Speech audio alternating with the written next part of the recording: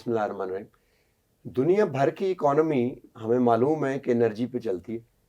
Henry Kissinger ने बहुत पहले कहा था कि जो हम हाइड्रोकार्बन लेते हैं, एक्चुअली दुनिया की इकॉनमी जो है it is a marriage between hydrocarbons and internal combustion engine. और हमने देख लिया कि ये दुनिया भर के बारे में ठीक है, पाकिस्तान के बारे में भी ये बात बिल्कुल ठीक है। एनर्जी का महंगा होना जो है मैक्रो इकोनॉमिक फ्रेमवर्क को बुरी तरह से डिस्टर्ब कर देता है, अनसस्टेनेबल कर देता है, प्रोडक्टिविटी छीन लेता है और उसके नतीजे में होने वाली मैन्युफैक्चरिंग कॉम्पिटिटिव नहीं रहती, आपकी एक्सपोर्ट हर्ट हो जाती है, इन्फ्लेशन आ जाती है और बहुत सी चीज़ें जितनी बात करते रहें। हाल ही में हमारे पास कुछ अच्छी खबरें इस बारे में हैं और कुछ प्रोग्रेसिव हैं, उस पर बात करते हैं। हमारे साथ मौजूद हैं डॉक्टर आबिद सुलेरी। इससे पहले कि हम आगे चलें, मैं आपसे रिक्वेस्ट करूंगा कि हमारे चैनल को लाइक और सब्सक्राइब कर लें ताकि आपके पास तमाम खबरें और ये एनालिसिस टाइम पे पहुंचते रहें। डॉक्टर साहब, वेरी वार्म वेलकम। ये बताइए कि जो एनर्जी पॉलिसीज आती रही 94 में और उसके बाद आई, क्या मसाइल क्या थे? क्योंकि अभी एग्रीमेंट नए, जैसे आप बता रहे थे प्रोग्राम से पहले कि एग्रीमेंट दोबारा से हो रहे हैं, उनके साथ मसाइल थे क्या? कि ना असल जो आपको क्यों ज़रूरत पड़ी इंडिपेंडेंट पावर प्रोड्यूसर्स के पास जाने की, क्योंकि जो आपके state own power generation plants थे या जिनको जेनको कहा जाता है, गवर्नमेंट की जो जनरेशन कंपनीज थी, जब वो एक ख़ास लिमिट से ज़्यादा प्रोड्यूस करने में नाकाम रहीं और जो जो जो तरक्की हो रही थी उस हिसाब से इलेक्ट्रिसिटी और एनर्जी की ज़रूरत बढ़ती जा रही थी, तो वहाँ पे प्राइवेट प्रोड्यूसर जो थे उनको लाना पड़ा। और जब जो लोड शेडिंग बढ़ती गई, उस लोड शेडिंग के हिसाब से, यानी लोड शेडिंग क्या थी कि आपकी डिमांड और सप्लाई जो है वो मैच नहीं कर रही थी, सप्लाई कम थी, डिमांड ज़्यादा थी, तो वो उसको ख़त्म करने के लिए आपको जो इंडिपेंडेंट पावर प्रोड्यूसर्स हैं उनको लेके आना पड़ा। ये 94 की एनर्जी पॉलिसी में भी उनको लेके आए। बिल्कुल।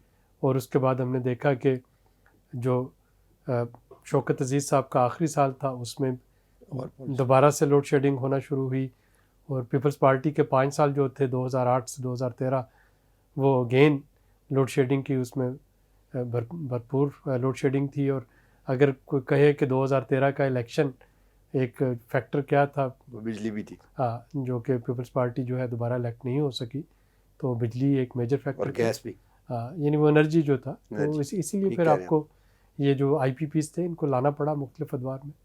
इनको थर्मल क्यों रखा गया? हाइडल एक ये ज़िमनी सा क्वेश्चन है, इतना हमारे पास हाइडल मेरा ख्याल है इसका एक पोलिटिकल इकोनॉमी जो है वो एंगल भी है।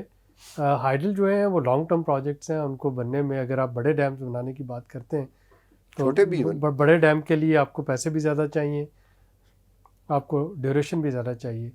अगर आप इलेक्टोरल साइकिल में देखें कि आपने बिजली लोड शेडिंग ख़त्म करने के वादे पे आए हैं, हाँ ठीक है, तो फिर आप आके अगर डैम बनाना शुरू करेंगे तो लोड शेडिंग तो हो सकता है ख़त्म हो जाए, लेकिन वो आप पॉलिटिकली लूजर हो चुके हो। आप 5 साल की आपकी हुकूमत में तो वो नहीं फाइनल होगा। हाँ। तो आपको तो एक क्विक सोल्यूशन देना है कि लोग जो हैं, अगर उन्होंने आपको वोट दिया है तो साल 1.5 साल में उनको लगे कि हाँ भी एक रिलीफ मिला है, तो पॉलिटिकल एस्पेक्ट है इसका। हाँ, तो उसमें डेफिनेटली फिर थर्मल जो है वो उसी पे। तो ये बताएं कि हम ये सुनते हैं कि जी कैपेसिटी पेमेंट और एनर्जी का ऑडिट नहीं होता, और फिर ये जो फ्रंट लोडेड होता है, और फिर कैपेसिटी पेमेंट, फिर उसके अलावा टैरिफ बिल्कुल अप फ्रंट होता है।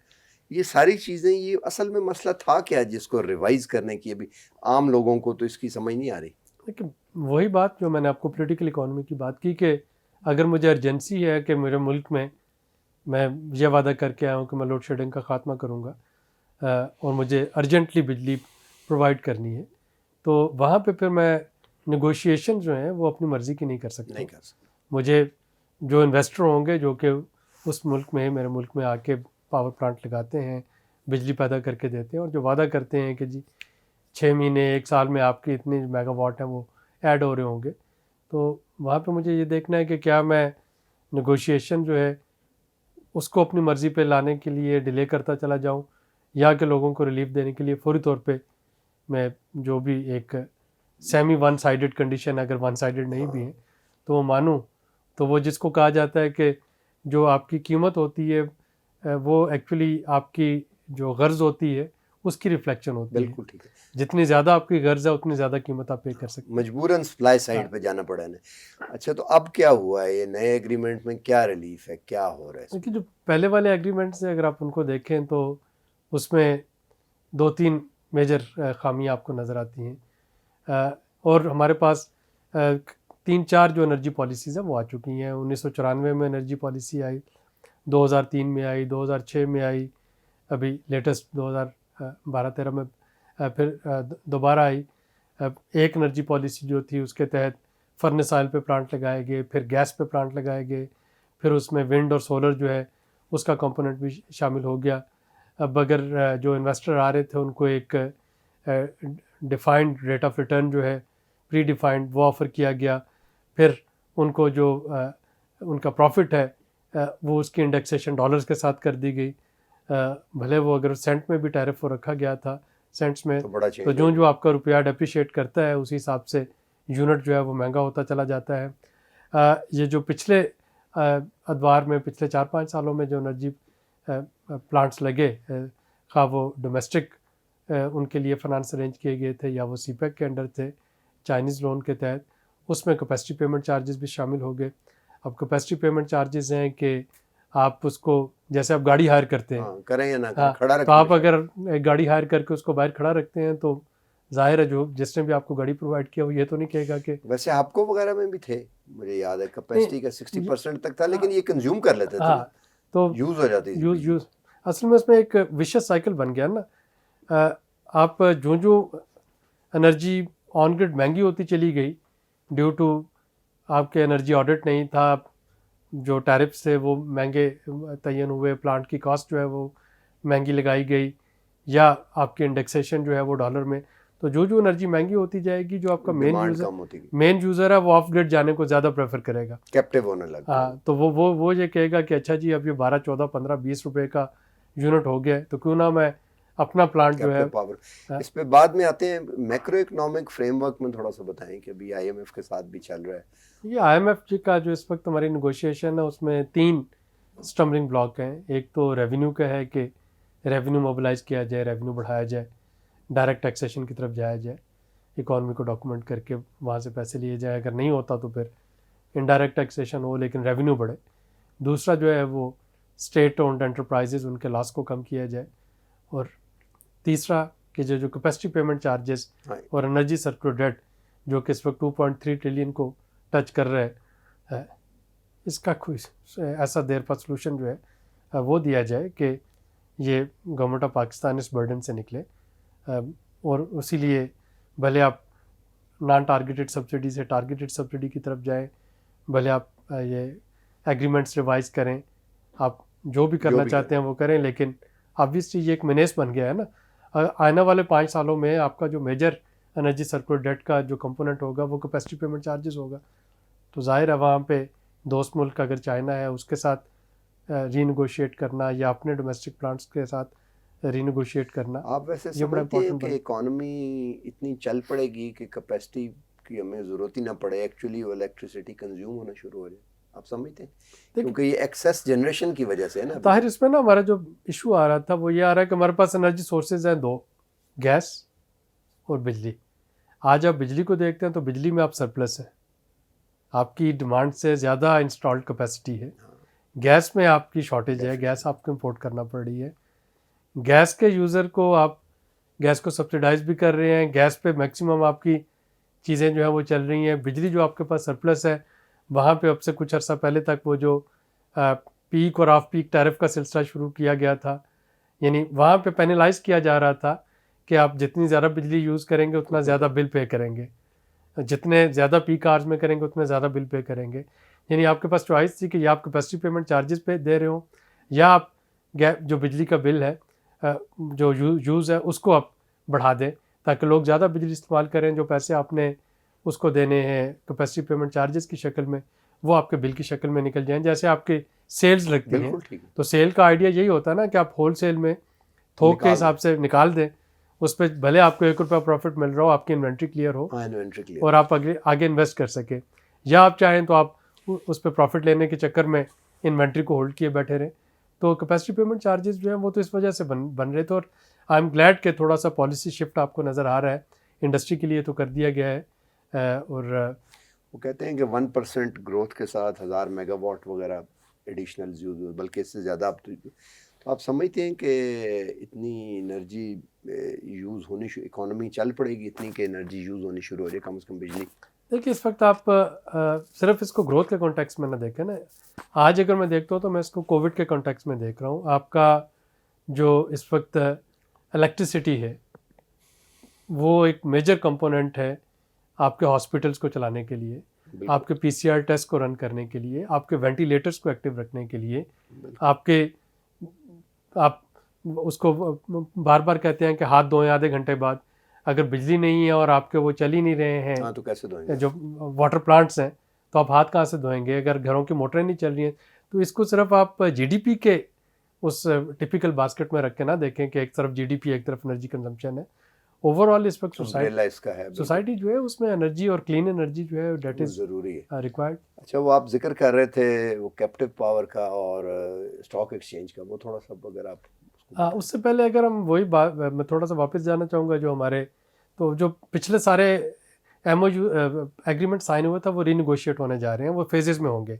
अच्छा, पहली फेज़ जो है उसमें अभी 1994, 2003 और 2006 की पॉलिसीज़ वाले जो प्लांट्स थे 47 प्लांट्स, उनके साथ एमओयू साइन हुआ था, जिसको 6 महीने के अंदर, और अब हम चौथे महीने में बैठे हैं, एक पावर परचेजिंग एग्रीमेंट नया उसके साथ साइन होगा, जिसमें जो मुल्की सरमायाकार हैं उनके लिए थोड़ा जो है रेट ऑफ रिटर्न उसको चेंज किया गया है। उनकी जो प्रॉफिट की इंडेक्सेशन है वो रुपये में कर दी गई है। जो गैर मुल्की सरमायाकार हैं उनके लिए जो प्रॉफिट की इंडेक्सेशन है वो भले अभी डॉलर्स में ही है, लेकिन उनके साथ भी रीनिगोशिएट हुआ है रेट ऑफ रिटर्न। तो और लेकिन ये कोई बहुत ज़्यादा सिग्निफिकेंट इसलिए नहीं बनेगा कि ये वो प्लांट्स हैं जो कि अपनी मुद्दत पूरी कर चुके हैं, 20-25 साल लगे हुए इनको हो गए हैं। सेकंड फेज़ जो होगा वो होगा जो आपके डोमेस्टिक प्लांट्स हैं, जो कि पाकिस्तानी बैंकों से कर्जा लेके लगाए गए हैं, उनके साथ भी इसी तरह की ट्रीटमेंट होगी। और फिर हम अब चाइना को कह सकेंगे कि जो सीपैक के अंडर प्लांट लगाए गए हैं उनके साथ कैपेसिटी पेमेंट चार्जेस और इंडेक्सेशन और बाकी चीज़ें जो है रेट ऑफ रिटर्न उस पर निगोशिएशन की जा सके। तो जब तक हम इसको फेज़ वाइज नहीं लेके चलते, हम चाइना को नहीं कह सकते हैं, क्योंकि चाइना ये कहेगा कि पहले आप बाकी अनॉमलीज को ख़त्म करें। तो ये एड्रेस होने में टाइम लगेगा, but it's a step in the right direction. इसी तरह का जो दूसरा step in the right direction जो फौरी तौर पर शायद नहीं हो पाएगा, वो ये है कि आपको याद होगा लेट 90s में वापडा को अनबंडल करके 9 डिस्कोस बना दी गई थी जो डिस्ट्रीब्यूशन कंपनीज थी। इसी तरीके से एक NTDC बना दिया गया, national transmission and distribution centre, उसके अंदर एक सेंट्रल पावर परचेजिंग अथॉरिटी बना दी गई। तो ये एक कैप्टिव सिस्टम था कि जो भी बिजली पैदा कर रहे हैं उसको आपकी सेंट्रल पावर परचेजिंग अथॉरिटी जो है वो बाय कर रही है, फिर वो उसको डिस्ट्रीब्यूशन कंपनीज के सप्लाई कर रही है।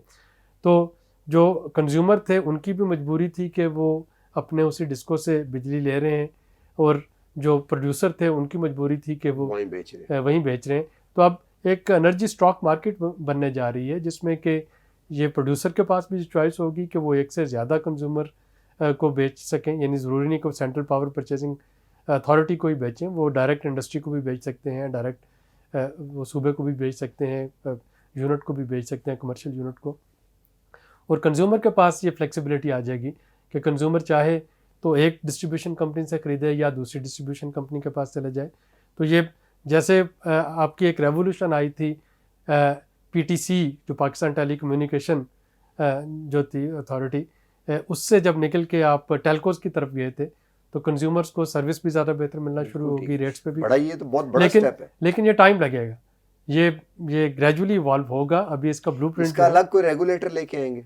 रेगुलेटर इसका नेपरा भी हो सकता है, रेगुलेटर इसका अलग से भी कुछ हो सकता है, ये तो डिपेंड करेगा। बड़ा अच्छा है, क्योंकि जो डिस्को एफिशिएंट होगी वो लोग बेचेंगे भी, खरीदेंगे भी।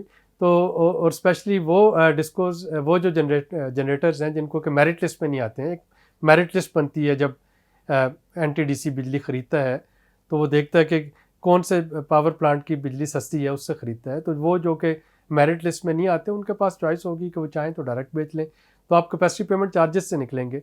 ये एक अच्छी तजवीज़ है, लेकिन इसको इम्प्लीमेंट होने, तजवीज़ है या इस पे इसका ब्लू फ्रेमवर्क बन गया है, लेकिन इसको इम्प्लीमेंट होते होते अनफोल्ड होते इसको 2-3 साल लग जाएंगे, तो 2-3 साल के बाद शायद अब आपको इसका एक पॉजिटिव जो है वो आउटकम आता हुआ इम्पैक्ट नजर आए। मिलता रहे। बड़ा इंटरेस्टिंग टॉपिक है, इस पे गुफ्तगू मेरा ख्याल है इस पे एक और प्रोग्राम हम किसी वक्त करेंगे। आज अभी इस वक्त इसको यहीं पे छोड़ते हैं। तो आज तक के लिए इतना ही, और आइंदा इस पे कोशिश करेंगे कि एक प्रोग्राम अगर हो सके तो और कर सकें। अल्लाह हाफ़िज़।